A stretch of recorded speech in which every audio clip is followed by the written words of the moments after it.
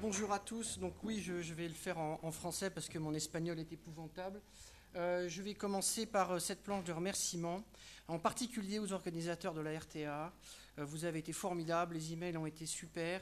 Merci pour l'invitation et merci pour l'organisation. Voilà, c'est très important. Je passe aussi un petit coup de pub à mon club d'astronomie. J'ai l'astronomie qui a transmis cette invitation.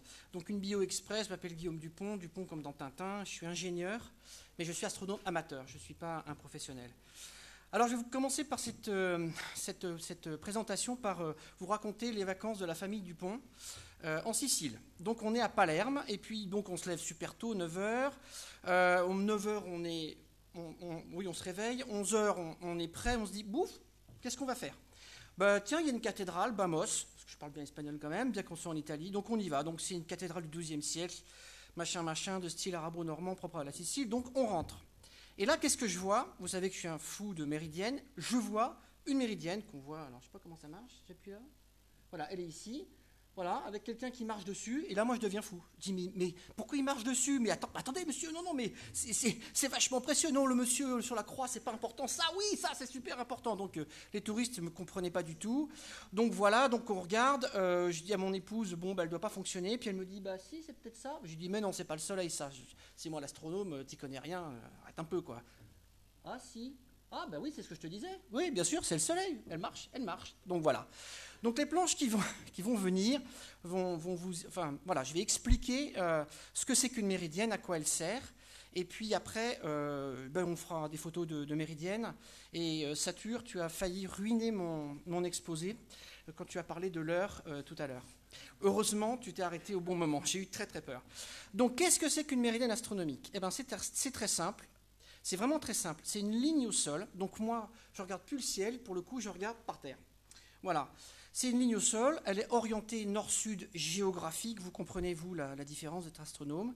Il y a un trou percé dans le toit, qu'on voit ici, voilà, qui laisse passer le soleil, et quand le soleil passe à midi solaire, donc, voilà, donc ça coupe effectivement le jour en deux, et on voit, comme je vous ai montré tout à l'heure, il y a une tache solaire qui est sur le sol. En gros, une méridienne, c'est un cadran solaire qui n'indique que le midi.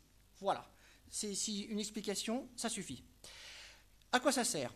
Ça sert à déterminer la durée du jour solaire. Donc en fait, entre deux passages, on a la durée du jour solaire.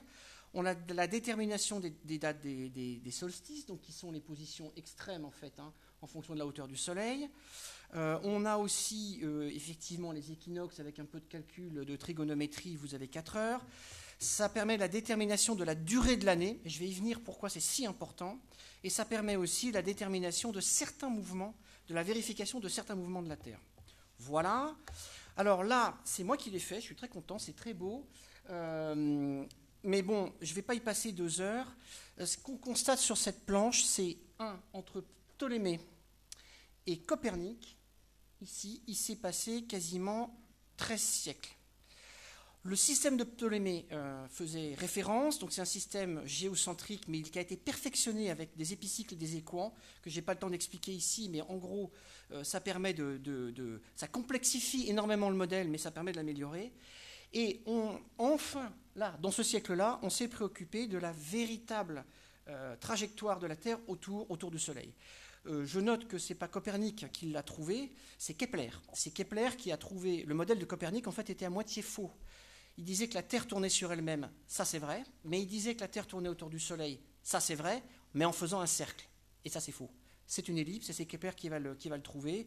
Bon, ce qui est intéressant de savoir aussi, c'est que c'est Newton, en fait, qui va démontrer à partir de sa loi de la gravitation universelle, c'est la même loi qui s'applique, en fait, pour la trajectoire. Pour la petite histoire, quelqu'un lui demande alors, tiens, à propos, si tu appliques ta loi là, de la pomme aux trajectoires, qu'est-ce que tu obtiens? Alors il se lâche, il dit oui, ça va être une ellipse, mais je vais bosser. Il travaille 6 ans et il trouve en fait que c'est une ellipse. Pour info, enfin, on arrive aussi à Bradley, qui démontre par l'aberration de la lumière qui ressemble un peu à un effet Doppler-Fizeau par rapport aux étoiles. Je schématise que c'est vraiment effectivement la Terre qui tourne autour du Soleil, parce que jusqu'à Newton et Bradley, ce n'était qu'un changement de repère. Voilà, donc les mathématiciens comprennent, un changement de repère, certes il était beaucoup plus simple, mais c'était qu'un changement de repère. Alors le fonctionnement, comment ça marche? C'est le principe de la chambre noire, donc vous connaissez tous ce principe, on perce un trou dans une boîte à chaussures, crac, on met un calque et on voit une image.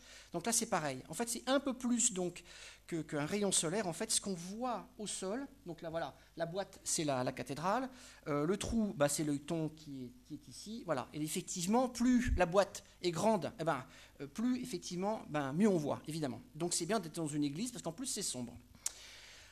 J'insiste au midi solaire, c'est l'image du soleil qui est projetée sur le sol. Voilà, ici, là, une photo, on voit une éclipse. Donc, c'est vraiment l'image qui est projetée sur le sol. Donc, c'est très important parce que ça va permettre de déterminer, avec la taille de l'image, un certain nombre de choses. Voilà. Ici, je pourrais arrêter l'exposé. Vous avez la compréhension, vous avez à quoi ça sert. Et maintenant, on va passer sur des... Ah oui, je parle trop vite. Alors ça, c'est la première fois qu'on me le dit, ça. D'accord. Donc je vais vous passer le top du top des méridiennes, le top du top. Donc Bologne. Bologne, c'est une église, une cathédrale absolument magnifique. D'abord parce qu'elle est colorée, elle est rose, rouge. Le sol est d'une beauté hallucinante. C'est une très grande église. Les églises en France en général sont pas décorées. Donc voilà, c'est très beau. Et il y a une méridienne, voilà, qui est au sol. J'ai entouré sa caractéristique principale. Elle fait 68 mètres. Donc vous imaginez cette ligne de laiton sur 68 mètres. C'est complètement hallucinant. Bon, je vais passer vite sur ce que ça montre. Bon, les heures italiennes, je vais passer très vite. Et en plus, je parle trop vite, donc je passe ça. Ce qu'on peut retenir sur cette méridienne, qui a été reconstruite notamment par Cassini, qui est un astronome extrêmement célèbre, c'est la vérification des lois de Kepler. Donc là, je ne vais pas rentrer non plus dans les détails parce que le temps m'est imparti, mais c'est quand même quelque chose de très important. Et ça a permis la nouvelle déterminaison de l'inclinaison de l'écliptique. Vous savez que la Terre est inclinée sur à peu près 23 degrés, mais cet angle bouge. Et il y avait un débat séculaire sur, il bouge, oui, mais dans quel sens et de combien? Et ça a permis de voir effectivement qu'il a calculé l'inclinaison de l'écliptique et il est quasiment à la bonne valeur. Alors, Santa Maria degli Angeli et dei Martiri, vous apprécierez mon italien aussi. Bon, c'est une église qui ressemble à rien. Elle a été faite dans des thermes, donc de l'extérieur c'est moche comme tout. À l'intérieur c'est magnifique, voilà une grande voûte. Et dedans, le top délire, une magnifique méridienne qui est très intéressante. Donc la caractéristique de cette méridienne, c'est qu'il y a deux œilletons. Un œilleton qui est au sud et un œilleton qui est au nord. Je vais vous expliquer à quoi ça sert. Bon, voilà, après on voit des choses, on voit des signes du zodiaque, mais ça, c'est pas très important. Très rapidement aussi, souvent, ces papes ont été commandés par des papes.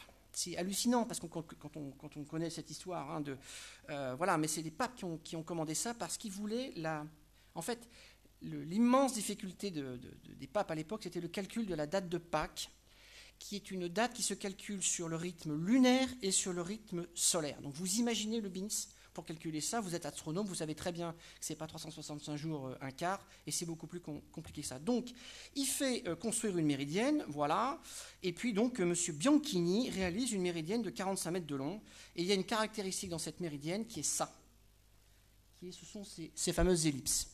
Donc pour que je vous explique ces ellipses, on va faire un petit peu de maths et un petit peu de mécanique céleste.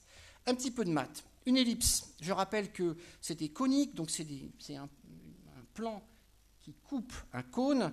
Pour ce qui nous intéresse, nous, c'est l'ellipse. Le dessin du milieu, c'est moi qui l'ai fait.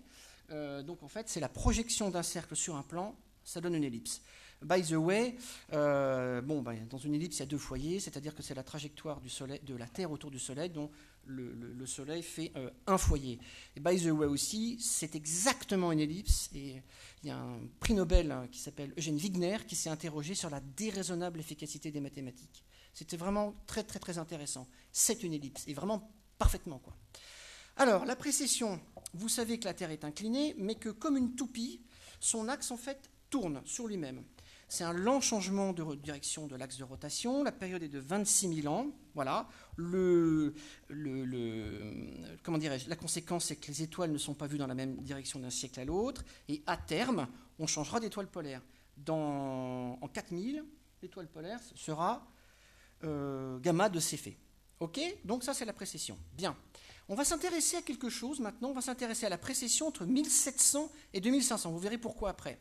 Parce qu'en fait, vous voyez là ici, le pôle nord céleste, en fait, voilà, il va bouger, le PNC, il va bouger de là à là, entre 1700 et 2500. Vous remarquez que c'est symétrique, en fait, par rapport à 2100.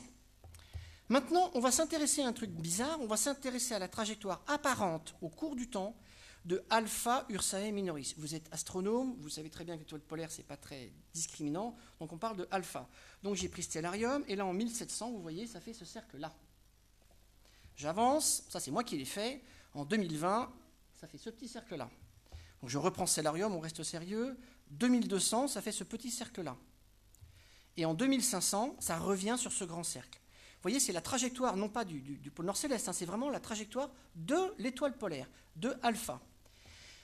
J'ai mis les deux photos les unes sur les autres, parce que je suis vraiment trop fort, et on voit que le cercle est exactement le même, en fait, entre 1700 et 2500.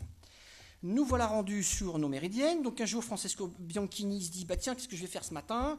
Eh ben, je vais faire des ellipses pour montrer voilà, la précession. Hein, j'ai que ça à faire ce matin, donc je fais ça. Donc il calcule et il fait dessiner au sol 17 ellipses entre 1700 et 2500, soit une ellipse tous les 25 ans. Donc un petit dessin pour réexpliquer ça.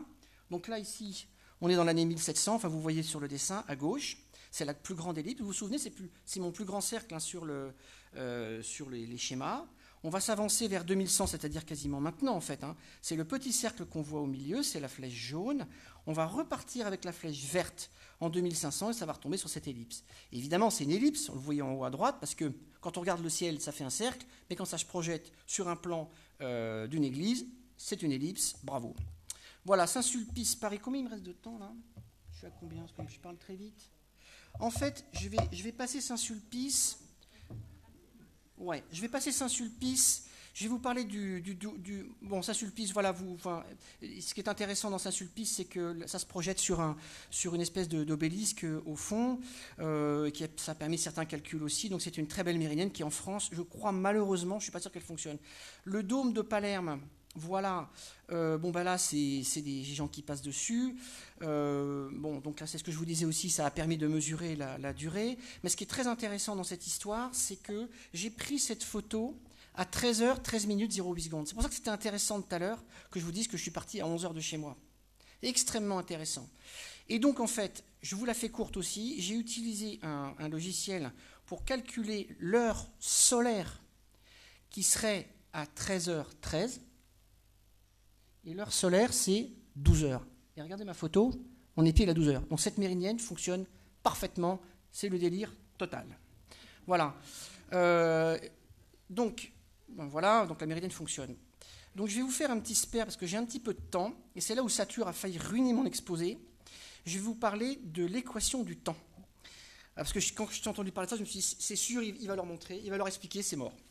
Donc heureusement, par gentillesse, tu m'as laissé l'expliquer. Donc ce qu'on voit souvent dans des méridiennes, ce sont ces espèces de grandes courbes en 8, là, vous voyez. Vous voyez? Elle est là. Ce sujet, c'est une méridienne merveilleuse qui est à Bergame, qui est en extérieur. C'est très rare. Les Italiens sont des génies.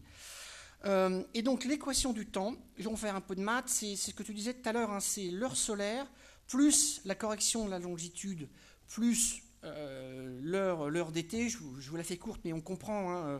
La longitude, le soleil ne se couche pas pareil à Stockholm qu'à Pamplune. Et la fameuse correction de l'équation du temps.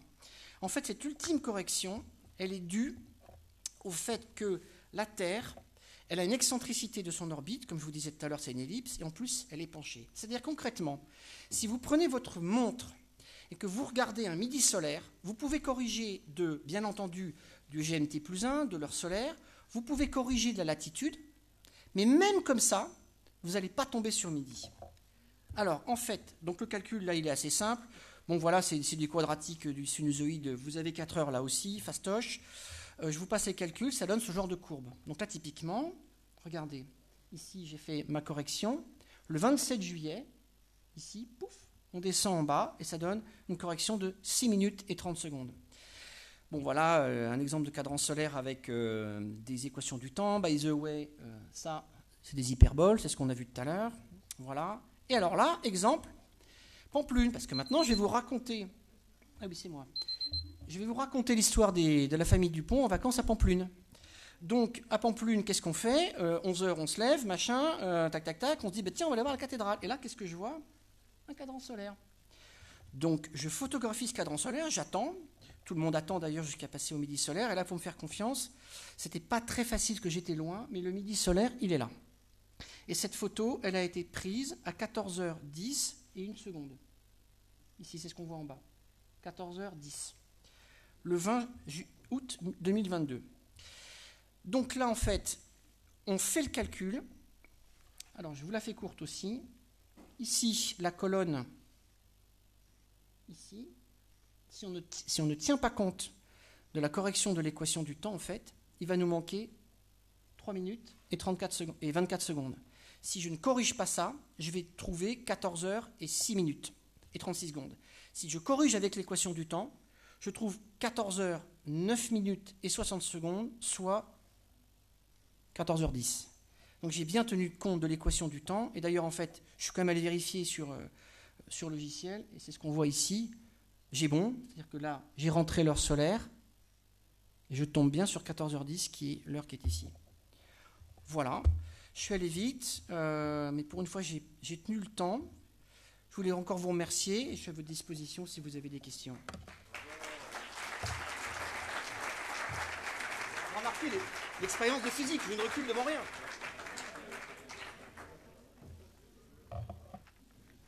Palerme.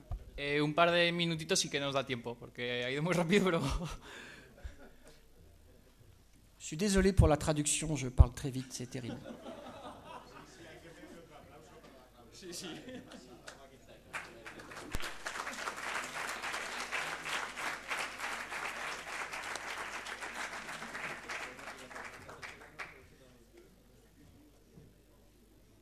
¿Les estáis dando un descanso o...? Estaba sofocando en un momento, se notaba la respiración mal y seguía traduciendo bien, yo estaba flipado.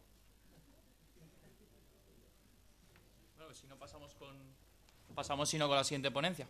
Merci Nada, beaucoup. muchas gracias.